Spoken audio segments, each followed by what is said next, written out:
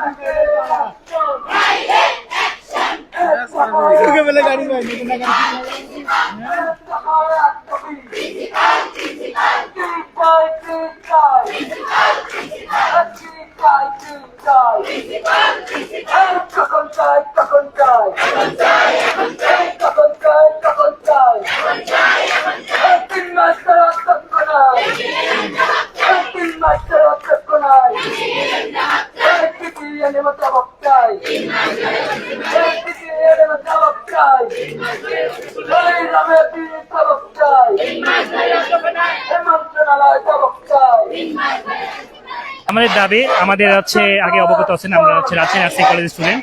প্রায় 3 মাস ধরে আমাদের হচ্ছে কলেজে কোনো প্রিন্সিপাল নিয়োগ হয়নি, এমনকি ভারপ্রাপ্ত নিয়োগ হয়নি। একটা প্রিন্সিপাল এবং একটা ভারপ্রাপ্ত প্রিন্সিপাল ছাড়া কিভাবে একটা সরকারি কলেজ বা সরকারি প্রতিষ্ঠান চলে, এটা আমাদের প্রশ্ন। তাই আমরা স্টুডেন্টরা আমরা দাঁড়িয়েছি যে আমাদের যে 3 মাস থেকে যে প্রিন্সিপাল নাই, আমাদের প্রিন্সিপাল নিয়োগ দিতে হবে এবং এটা অতি দ্রুত এবং আজকের মধ্যে প্রিন্সিপাল নিয়োগ দিতে হবে।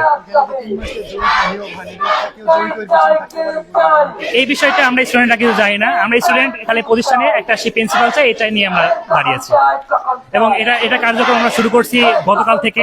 গতকালকে আমরা সংবাদ সম্মেলন করছি, অবস্থান কর্মসূচি পালন করছি, আর 3 দিনে আমরা আলটিমেটাম দিচ্ছি।